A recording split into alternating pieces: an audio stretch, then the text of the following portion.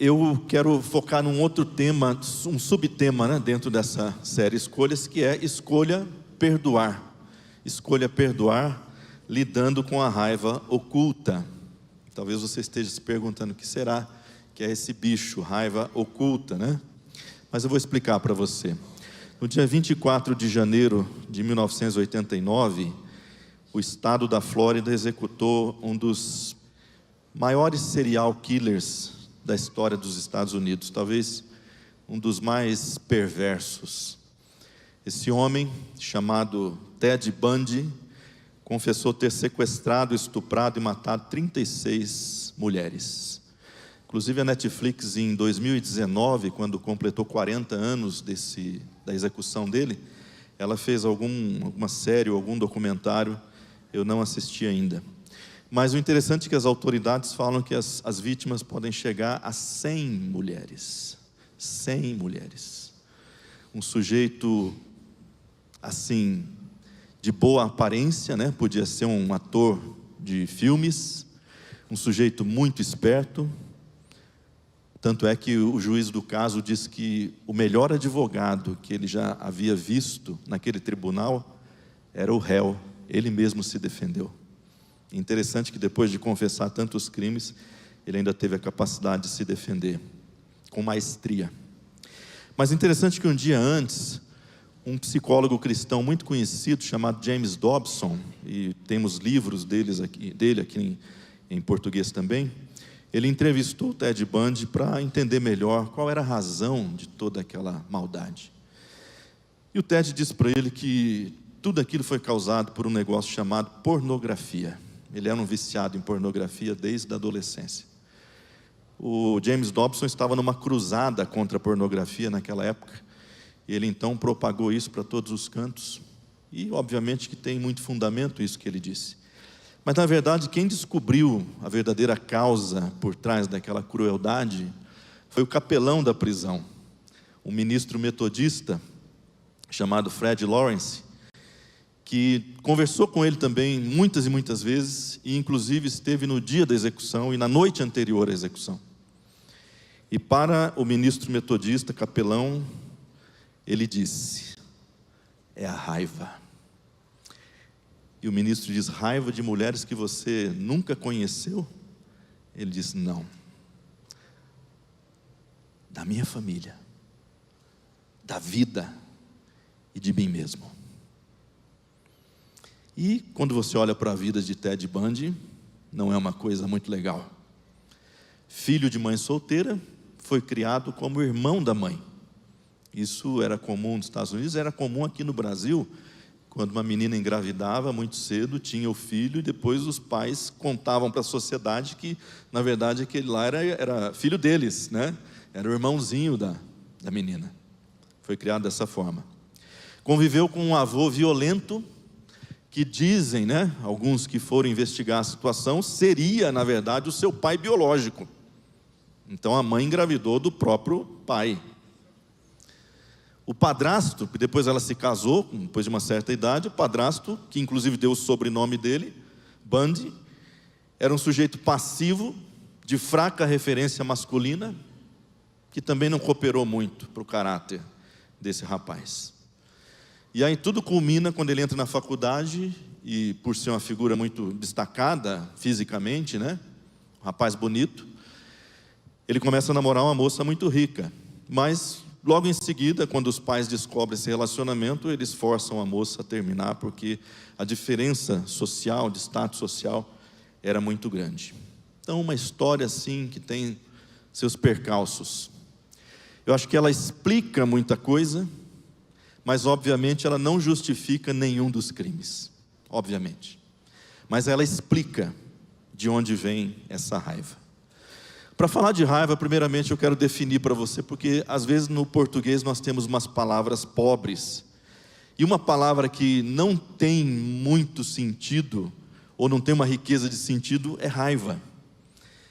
A raiva vem do latim rábio, daí onde vem a vacina antirrábica, né?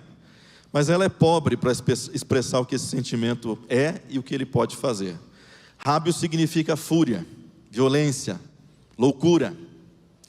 Mas o que o Ted confessou para o pastor Fred não tinha nada a ver com isso. Ele disse que ele tinha anger, que é raiva, você traduz como raiva. Só que anger vem de uma raiz muito antiga, uma língua de quase 5.000 anos, que a gente chama de raiz indo-europeia, ang. Yang significa apertar, constringir. Interessante isso. Como que no inglês tem mais riqueza. E é de onde vêm as nossas palavras: angústia, angina, que é aquele aperto que a gente sente no peito, quando a pessoa tem um problema do coração, ou estrangular. Olha que interessante. Talvez o melhor equivalente para anger, para a gente, seria angústia. E quais são os efeitos desse sentimento? Que é um sentimento de apertar, de constringir, de tolher. São vários. E nesse sentido, irmãos, todos nós aqui temos alguma medida de ang dentro de nós, em razão da nossa história de vida, em razão das nossas experiências, etc. Eu gosto do James Hollis, que é um autor que eu leio bastante, e ele diz que você e eu estamos sentados sobre certa medida de raiva. Você e eu estamos sentados sobre certa medida de raiva. E essa constrição, esse aperto, esse estrangulamento, sabe onde ele começa, queridos? Ele começa no dia que você nasceu, no dia que eu e você nascemos. Você estava num lugarzinho quentinho, não tinha frio, não tinha calor, você não tinha fome, confortável, não tinha barulho te incomodando, protegidinho, bem alimentado, e de repente, do nada, o que acontece? Você é espremido para fora. O próprio corpo da sua mãe faz um eng, ele te espreme, ele te ejeta. E até quem nasceu de cesárea, né? Quantos nasceram de cesárea aqui? Bastante gente, 2 pessoas. Eu vi o parto da minha filha, gente, também não é fácil não, porque ela abre um cortezinho desse tamanho e faz a criança sair por ali. Tem muito espaço não. Fica aquela coitada, aquela cabecinha assim para fora, já o negócio apertando o pescoço. A primeira constrição que nós temos é o parto. Mas depois disso, quantos de nós não fomos privados de tantas coisas que nós necessitávamos? Isso foi tirado de nós. Quantos de nós não sofreram algum tipo de abuso verbal, abuso físico, psicológico, moral, e simplesmente guardamos toda aquela constrição? Quantos de nós não tiveram aqui a liberdade suprimida, a personalidade suprimida? Você não pode ser quem você é ao longo da sua trajetória, especialmente como criança, ou pela criação, ou pelas circunstâncias. Quantos de nós não carregam frustrações, dores, repressões que não foram devidamente processadas ao longo da nossa vida? Enfim, do dia que a gente nasce, até a gente chegar talvez na idade adulta, o tempo todo a gente está sendo apertado, estrangulado, espremido, de todos os lados. E aí a gente fala das 5 feridas da alma. Eu gosto muito desse livro, a Zuleika leu recentemente, eu andei fuçando também. As 5 feridas da alma, que são rejeição, abandono, humilhação, traição e injustiça. E quantos de nós aqui, irmãos, já não passamos por pelo menos uma dessas feridas? Então veja que esse iceberg, ele é aquela velha figura do iceberg, né? Você tem uma pontinha que você vê e tem uma boa parte que você não vê. Lá em cima, onde a gente diz que tem raiva, na verdade, na parte de baixo tem uma série de causas para aquela raiva. E eu quero evocar aqui 2 mestres da alma, só para mostrar como isso pode ser um problema muito sério para a nossa vida. Primeiramente, o Dr. Freud, que ele argumentava que as emoções, preste atenção nisso, as emoções não desaparecem quando reprimidas.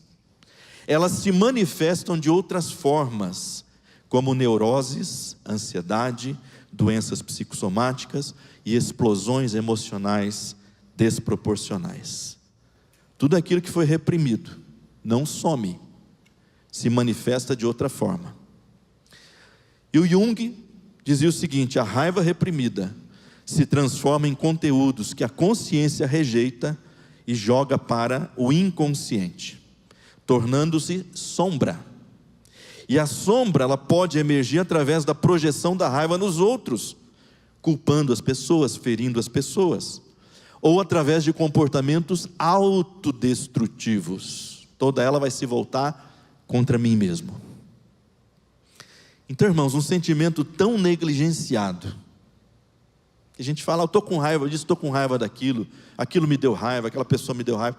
Um sentimento que é tão banal, às vezes negligenciado, mas que pode ser o motor de muitos dos nossos males. E eu quero citar alguns para você aqui. Vícios e autossabotagem. Às vezes o que está por trás do vício e da autossabotagem é uma raiva reprimida. Conflitos interpessoais, aquela pessoa que não consegue se dar bem com ninguém, não consegue se entender com ninguém.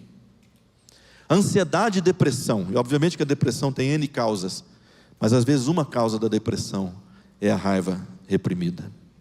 Problemas de saúde, a célula adoece pela raiva, sabia? A célula sente os efeitos da raiva. Estagnação pessoal, estagnação profissional, estagnação espiritual, a pessoa não avança, ela não cresce. E às vezes lá no fundo tem esse tipo de sentimento. E olha, não é difícil você identificar uma pessoa raivosa, uma pessoa que tem raiva reprimida. Não é pela aparência, não é pelas explosões que ela faz de vez em quando, não. Tem gente que você olha e fala assim, que cidadão pacífico, que cidadão de bem, e lá dentro ele é um vulcão de raiva.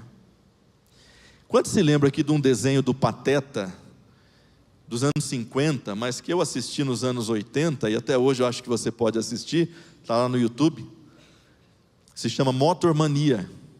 Era uma crítica à sociedade motorizada e tal, mas o senhor andante, quando entra no carro, se torna o senhor volante.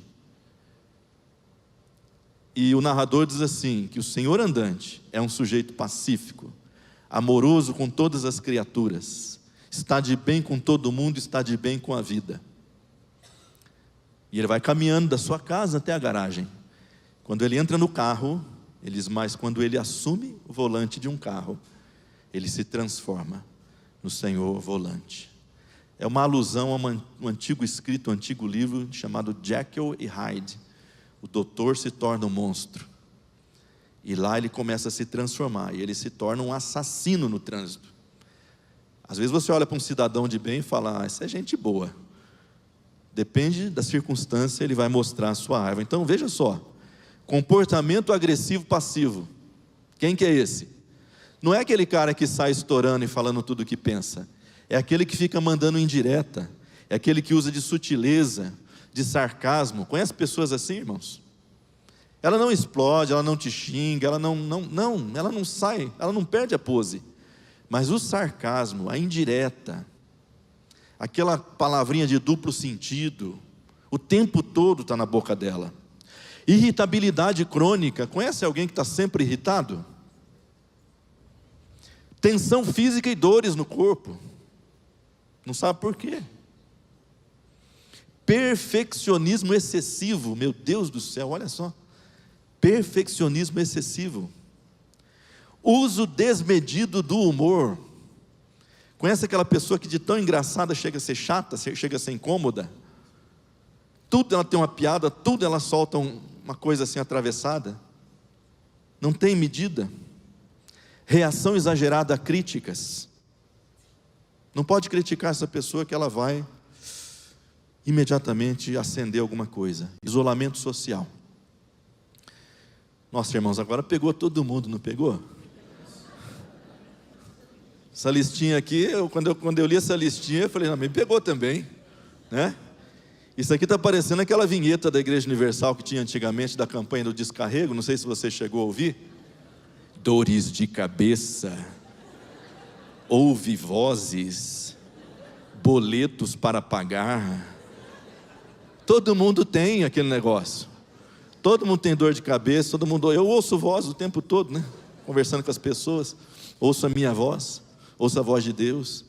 Então isso aqui pega todo mundo, né? O problema é o seguinte, irmãos, depois que a gente pega a raiva e joga ela por debaixo do tapete, porque naquele momento que aconteceu, você sentiu a raiva. Naquele momento que você foi constrangido, você sentiu a raiva. Mas depois você jogou ela por debaixo do tapete. E aí você não reflete mais nas causas das coisas que acontecem na sua vida, do seu comportamento. Você começa a achar, é o meu jeito, eu sou assim. Eu fui criado assim, é assim mesmo que eu sou. Ou você fica lutando contra as consequências daquele problema e jamais chega ao problema. Eu sempre uso esse exemplo, porque aqui no Isbel tem bastante, a gente não consegue resolver, que é tiririca. Não é o tiririca, viu? Abestado, é a tiririca. Que é aquele mato que você corta e deu uma chuva, pá, vira uma moita novamente. Porque ele soltou um punhado de tubérculos. Diz que um pezinho de tiririca pode soltar 700 tubérculos. Como é que você vai matar esse trem? Meio metro de profundidade. Então você fica lutando contra os efeitos daquele mato que nasce na superfície e não mata a raiz. Ou você busca meios de ser uma pessoa melhor, através de truques psicológicos, através de truques estéticos. Hoje se fala muito em harmonização do indivíduo, né? Harmoniza a face, harmoniza o corpo, mas não harmoniza a alma. A alma é inarmonizável, se é que existe essa palavra. E você não tem real mudança. Está vendo o problema? A coisa vai entrando lá para o fundo e vai ficando lá, gente. E uma hora ou outra ela se manifesta. Só que a Bíblia, a palavra de Deus, tem um santo remédio para a raiva, para anger. Existem N formas de lidar, mas a Bíblia tem um negócio que está lá no Evangelho de Jesus Cristo, que se chama perdão. Diga bem alto, perdão. Perdão. Você pode fazer terapia, você pode ressignificar o passado, você pode conhecer melhor a si mesmo, mas se você não passar por essa palavrinha e pelas dimensões dessa palavrinha, você de fato não vai saber o que é ficar livre dessa angústia, desse aperto, desse estrangulamento que está aí dentro. Uma imagenzinha para você entender que o perdão tem dimensões. A gente recebe o perdão do alto, a gente dá perdão para os lados, para várias pessoas, várias pessoas, muitas e muitas vezes, mas você também precisa se perdoar, que tem muita gente que carrega uma mágoa contra si mesmo, né? E quando você começa a experimentar essas dimensões, você começa a ter liberdade desses sentimentos reprimidos e destrutivos, né? Eu quero olhar Lucas capítulo 7, verso 36 a 50, uma história que você já leu algumas vezes e provavelmente já foi pregada também algumas vezes, que diz o seguinte: um fariseu convidou Jesus para jantar. Jesus foi até a casa dele e sentou-se para comer. Naquela cidade morava uma mulher de má fama. Nós não sabemos o que ela é. Se ela é uma prostituta, se ela é uma adúltera, uma mulher que traiu o marido, nós não sabemos.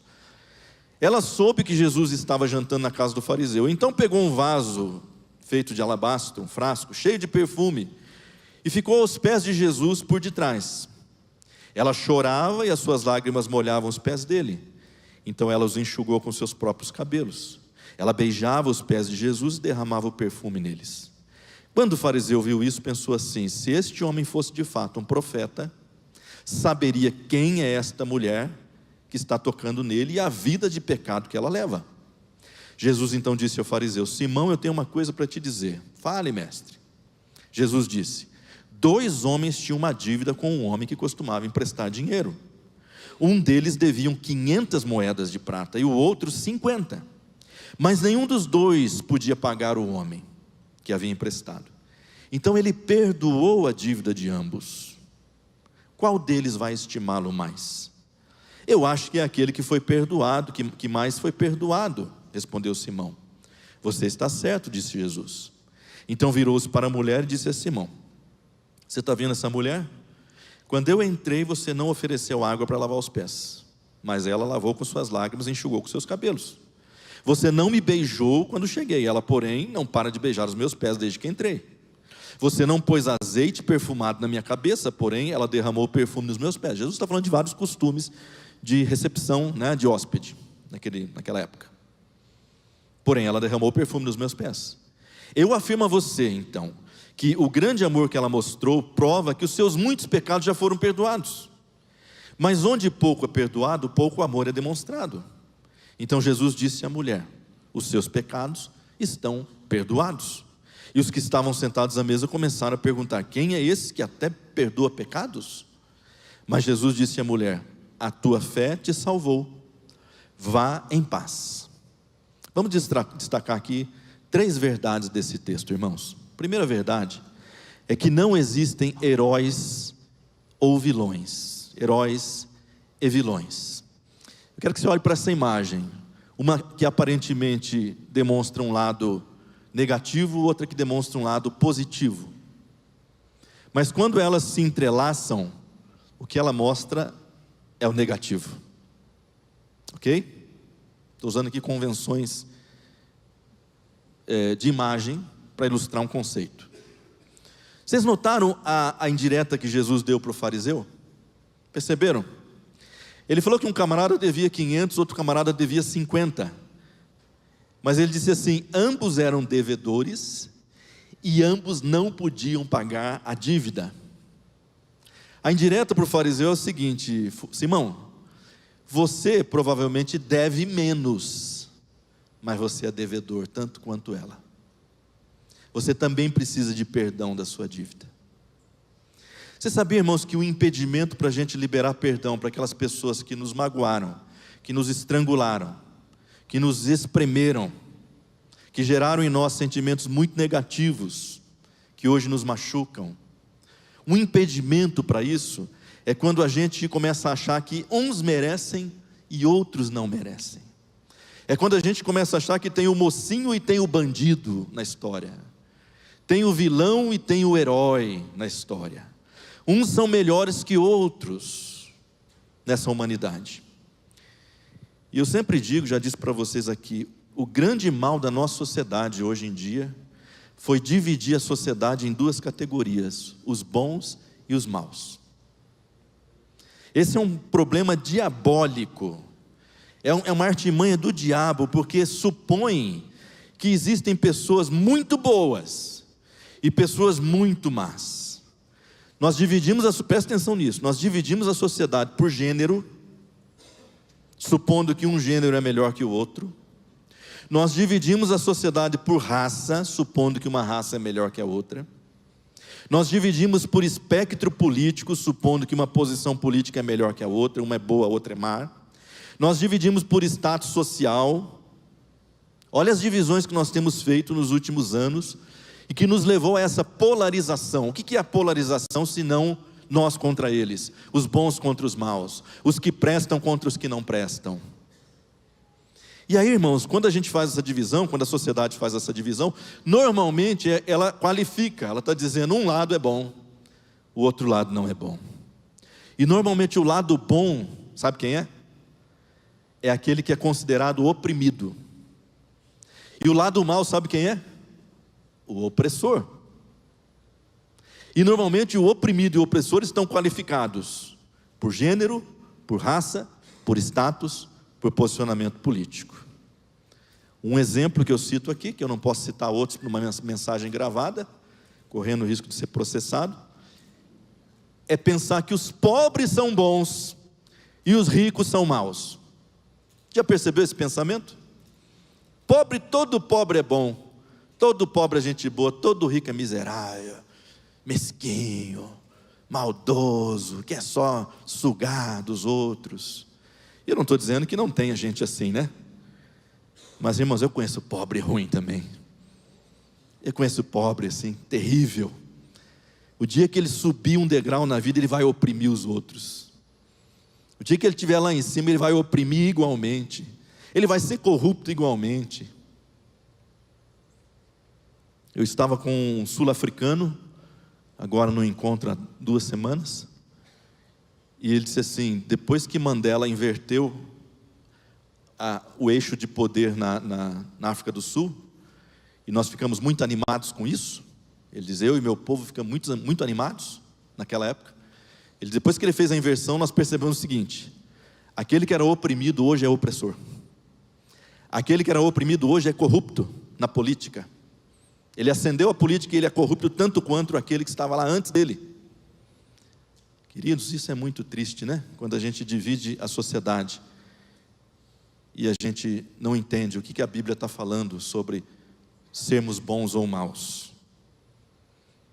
Em parte, esse pensamento vem lá da filosofia do Rousseau. Você já deve ter ouvido falar do Jean-Jacques Rousseau, né?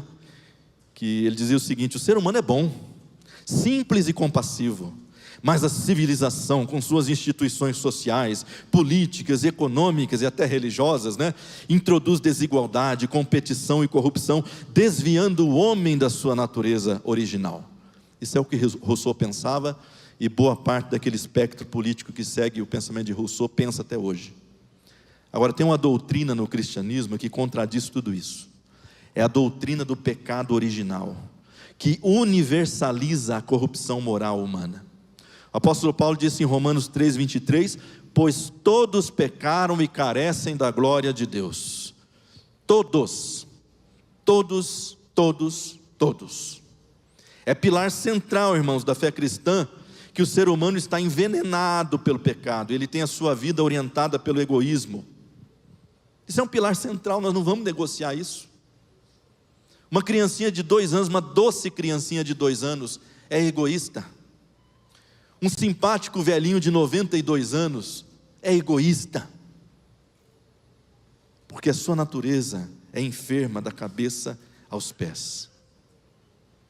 Não tem herói, não tem bandido. Todo mundo está enfermo pelo pecado. Todo mundo tem a sua natureza caída, egoísta. E quando você tem isso em mente, quando você entende isso, quando você incorpora isso, aí perdão deixa de ser um sentimento e se torna o quê? Uma escolha. Eu vou perdoar, porque é o que eu devo fazer. Eu não vou perdoar aquele cara porque ele é bom e vou deixar de perdoar aquele outro porque ele é mau. Eu vou perdoar.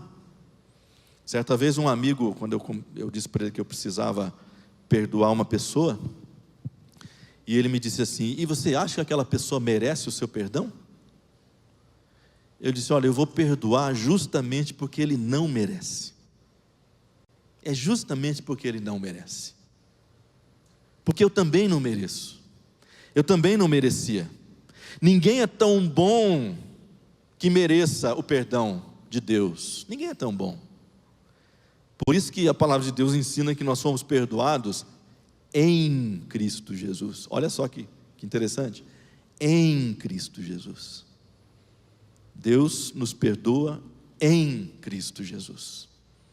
Não é porque a gente era bonzinho, porque buscava Ele, porque era assim interessado nas coisas de Deus, porque evitava o mal. Não. Esse entendimento, então, irmãos, me ajuda a olhar as pessoas com mais compaixão, sabendo que elas sofrem da mesma doença que eu, e às vezes apenas numa forma mais grave, talvez. Obviamente, se você comparar os meus atos com o de Ted Bundy, você vai dizer, ele tem uma enfermidade muito pior do que a sua. Ele é muito pior do que você nesse sentido, dos atos, das consequências, do que ele provocou de dor para outras famílias e pessoas. Obviamente. Mas, e se Ted Bundy foi perdoado naquela noite?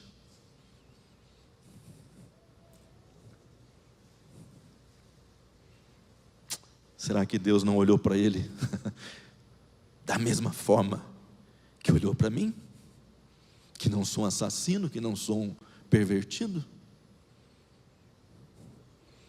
O fariseu olhou para a imoralidade da mulher, e ele não conseguiu olhar para a sua falta de compaixão. E deixa eu dizer para você, Ambos, a imoralidade e a falta de compaixão, nasceram no mesmo solo, nasceram no mesmo coração, nasceram na mesma natureza, têm a mesma raiz.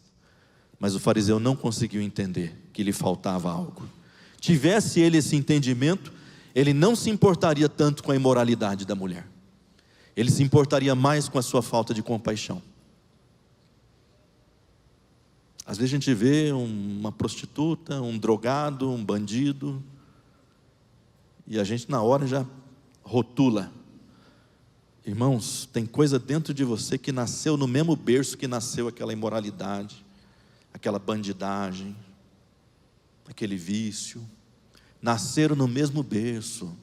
Então a gente tem que olhar para nós antes de qualquer coisa. Por isso que Jesus ensinou: tira a trave que está no seu olho, para depois você olhar para o cisco que está no olho do irmão.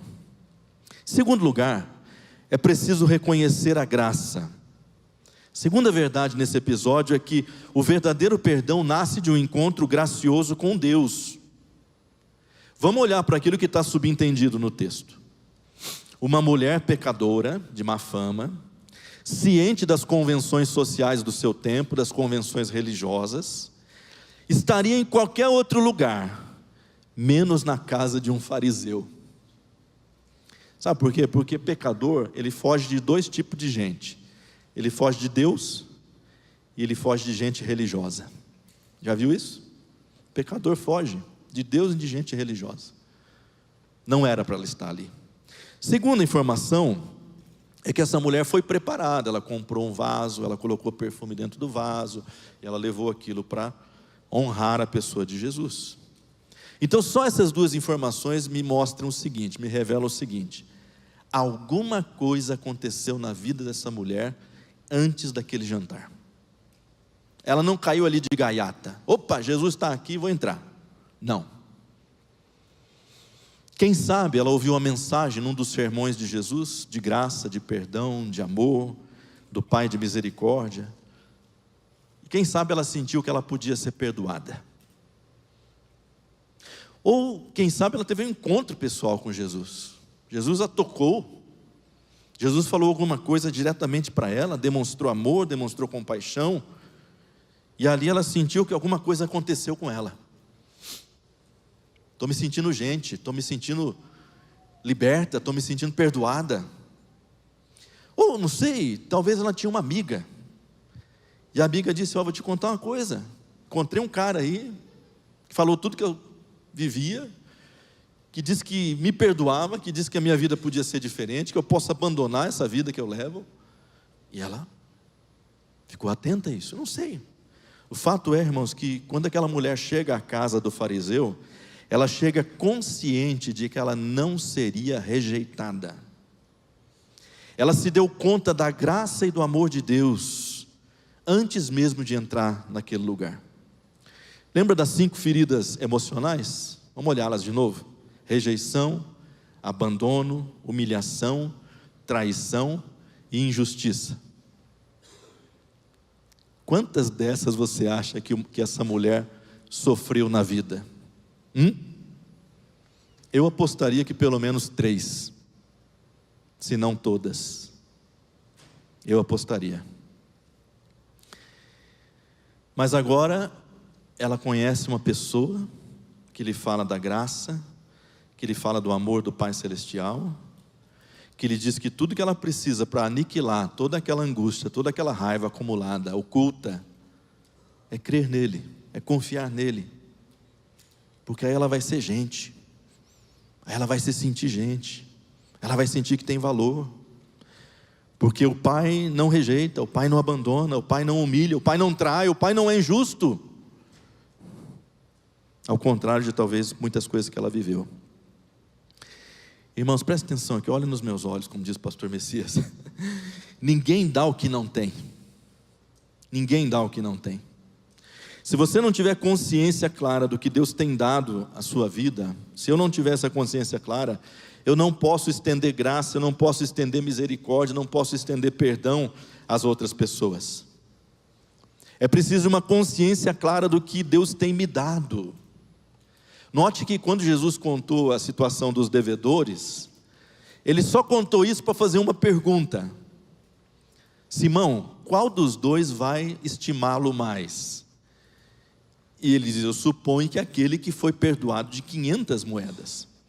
Ele disse: você está correto. Queridos, essa parábola, esse episódio tem a ver com a percepção do perdão. Tem a ver com o entendimento que a gente recebe do que Deus nos deu, da grandeza do que Deus tem nos dado. Esse episódio não tem relação com reconhecer o meu estado pecaminoso. Ai, coitado de mim, que pobre que eu sou, que miserável que eu sou um nada.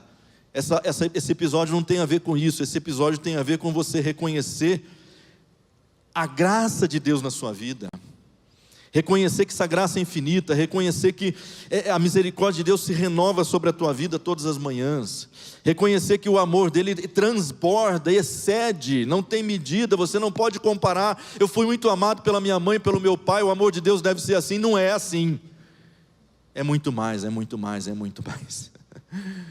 Essa parábola tem a ver com alguém que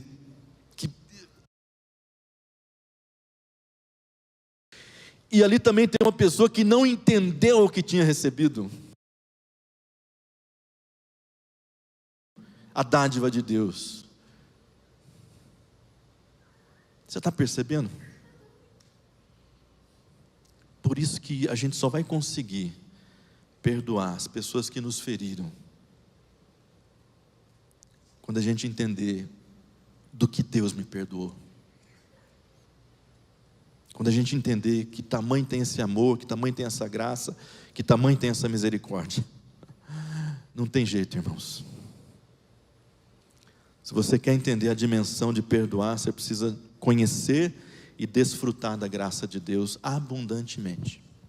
Porque o dia que você achar que Deus te deu menos, o dia que você achar que você era merecedor demais, você vai começar a tratar os outros como vilões, como bandidos. Terceira verdade: o passado precisa ser curado. O passado precisa ser curado. Nós vivemos em uma sociedade que pensa muito no presente e no futuro, mas sabe de onde vêm as dores dessa sociedade? Do passado. Ela gasta energia, ela gasta tempo pensando no futuro, construindo o seu presente, pensando no seu futuro, mas as suas dores estão enraizadas no que já passou. E ao final desse episódio, Jesus diz 3 sentenças para essa mulher que eu acho muito interessantes, assim, de uma riqueza muito grande. Então Jesus disse à mulher no verso 48: os seus pecados estão perdoados, a sua fé salvou você, vá em paz. E é interessante Jesus dizer isso, porque um pouco antes, você lembra da narrativa, ele falou para o fariseu: ela muito ama, porque os seus pecados foram perdoados. Eu afirmo a você que o grande amor que ela demonstra é porque os seus muitos pecados já foram perdoados. Então ele está dizendo para o Simão: essa aqui já resolveu a parada, isso já está resolvido na vida dela, ela tem consciência do perdão. Mas agora, irmãos, para que o efeito espiritual do perdão tenha também efeitos psicológicos, Jesus diz para a mulher, no final da narrativa, no final do encontro, ele diz: os seus pecados estão perdoados. Era importante ela ouvir isso também dele.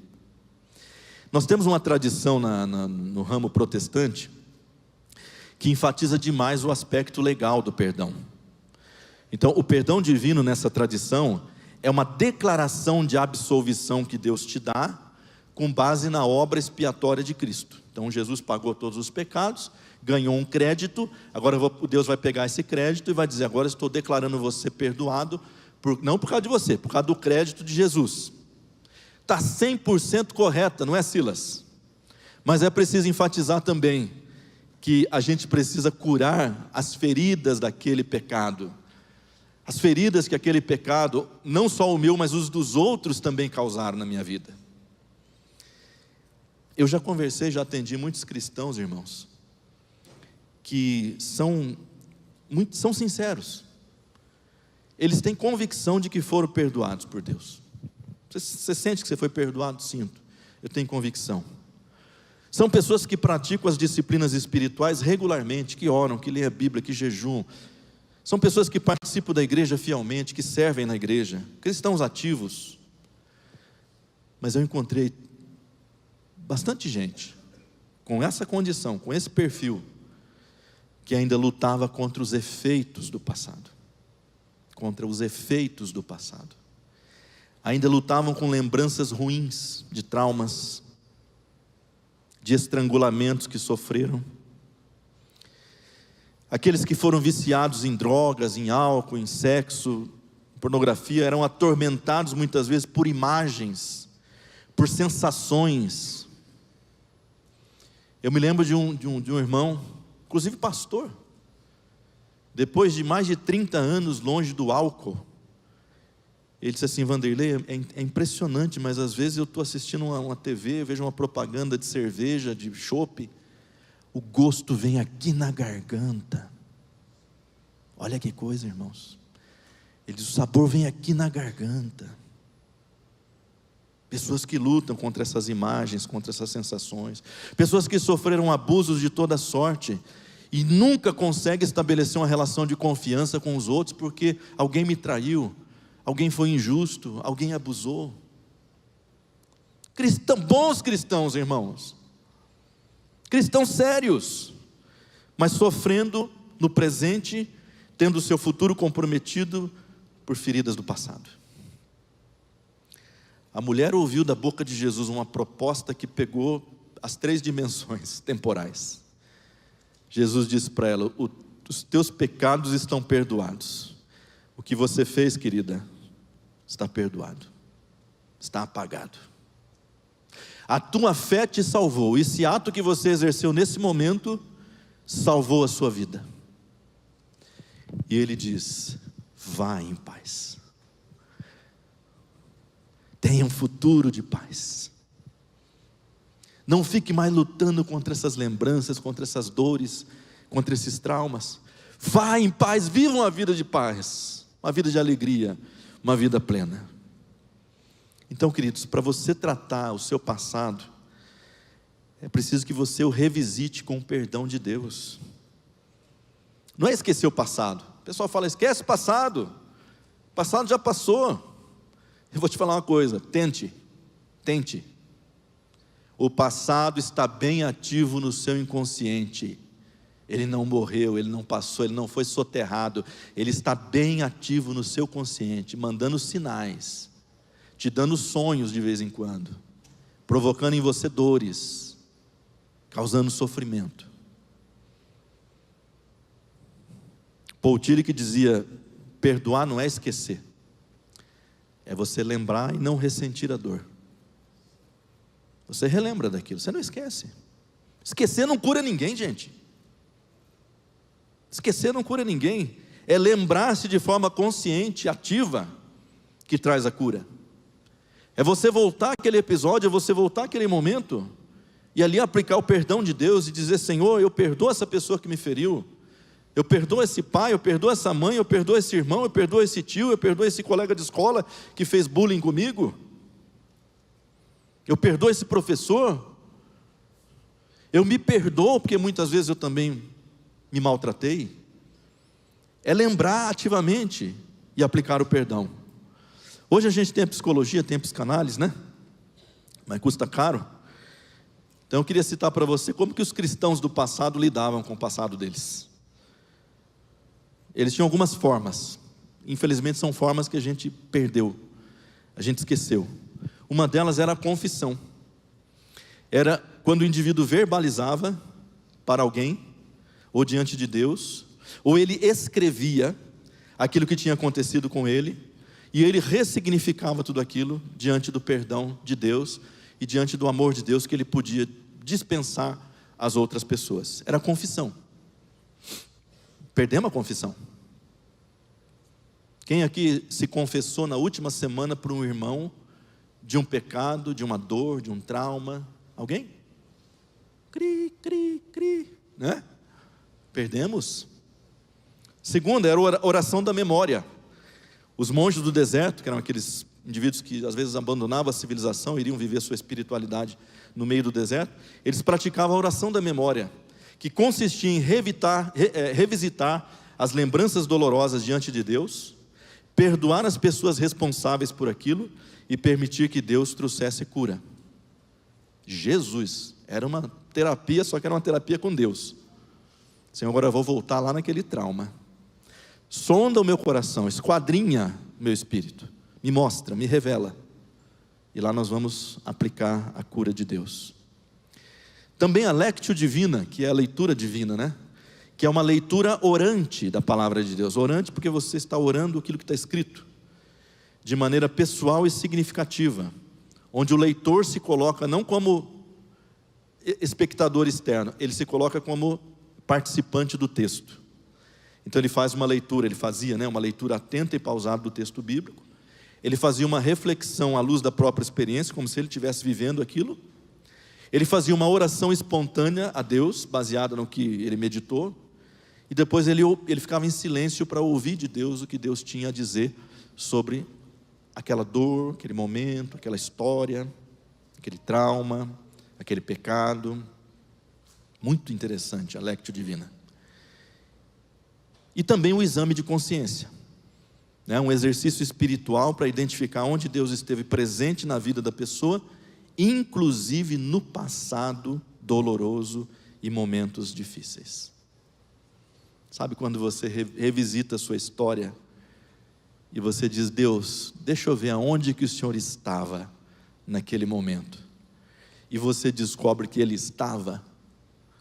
Você descobre que Ele estava lá. Fantástico, né? Queridos, até uns 20 e poucos anos eu tive uma relação conflituosa com meu pai. Você sabe, meu pai morreu faz 1 ano e meio, né? Nem isso. Eu só consegui resolver muita coisa com ele quando eu comecei a revisitar os momentos dolorosos, as histórias, e em cada uma delas, pelo menos na maioria delas, naquelas que foram mais significativas, dizer: com o amor de Deus eu perdoo você. Você só consegue curar isso quando você vai lá na origem, demonstra perdão, demonstra graça, demonstra misericórdia. E aí é interessante porque você começa a descobrir umas coisas. Meu Deus, aquela pessoa que eu achava que me espremeu, me constringiu, ela foi muito mais constringida e espremida do que eu. Porque aí você começa a entender a história da pessoa.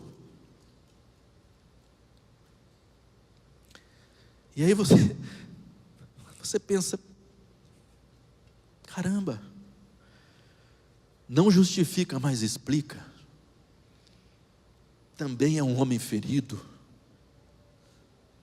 Também era ferido. E feriu porque era ferido. Mas aí você perdoa, restabelece o seu relacionamento, que graças a Deus eu pude desfrutar por quase 30 anos, que eu não tive em 25 primeiros, eu tive nos 30. O passado tem que ser curado, senão você vai carregar essas dores, você vai carregar essa raiva, e ela vai te matar. Ela vai te privar.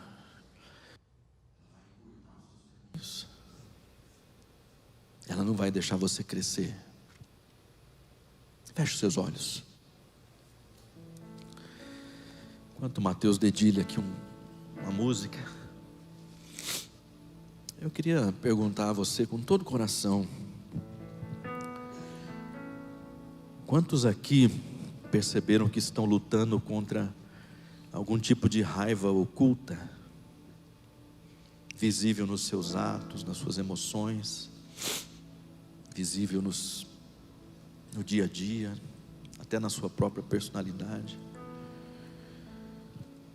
Quantos aqui precisam perdoar, talvez um pai, uma mãe, um irmão, um tio, um colega. Quantos aqui precisam revisitar um passado doloroso, que talvez foi jogado lá no inconsciente para que a gente não sofra? A gente não quer pensar naquilo, a gente não quer sentir aquela dor de novo. Mas quantos precisam fazer somente uma volta, um retorno, para dizer: eu perdoo? Quantos aqui estão com raiva de Deus, achando que Deus talvez é o grande culpado pela sua infelicidade? Tem isso, irmãos, tem pessoas com raiva de Deus, porque acham que Ele é responsável por tudo que acontece na sua vida de ruim. Quantos gostariam de colocar isso diante do Senhor em oração? Que Ele pudesse nos curar, que Ele pudesse derramar lá naquele profundo do iceberg graça, amor, misericórdia. Se você gostaria, fique em pé, nós queremos orar com você. Quero que você ore comigo também. Você vai fazer uma oração de fé, você vai dizer: Senhor, eu vou perdoar a despeito das circunstâncias, eu vou perdoar a despeito da dor que isso me causa, eu vou perdoar porque é a única coisa certa a fazer. São João Crisóstomo, um pai da igreja, ele disse: se você carrega o rancor e a mágoa contra o seu irmão, este não é um peso que o seu irmão carrega, é um peso que você carrega. Ele é todo seu. Então é hora de deixar isso. Senhor, nós nos colocamos na Tua presença, o Deus de graça, de amor, de misericórdia, um Deus que pode sondar a nossa história, a nossa vida, o nosso íntimo, o mais profundo do nosso ser, e dali, Senhor, mostrar onde nós estamos feridos, onde fomos feridos, mas também um Deus que coloca um bálsamo sobre aquelas feridas. E nós queremos, ó Deus, da mesma forma que nós fomos perdoados pelo Senhor, nós queremos liberar o perdão, Pai. Nós queremos deixar ir, sim, Senhor, queremos deixar ir aquelas pessoas que nos feriram, Pai. Aqueles que nos machucaram, sejam próximos ou não, aqueles que nos estrangularam, nos constringiram, nos apertaram. Em nome de Jesus, Senhor, nos ajuda a liberar o perdão e a aceitar o perdão do Senhor também de maneira plena, Senhor. E também, Senhor, perdoar a nós mesmos, Senhor, que muitas vezes, quantas vezes, Senhor, nós mesmos nos ferimos, nos machucamos, nos autoflagelamos. Ajuda-nos, Senhor, ajuda-nos. Eu te peço, ó Deus, em nome de Jesus, que um bálsamo do Senhor venha sobre nós, sobre cada irmão e irmã que está aqui, sinalizando que precisa disso na sua vida, e que o Teu Espírito Santo promova cura e libertação. No Teu nome nós oramos, amém.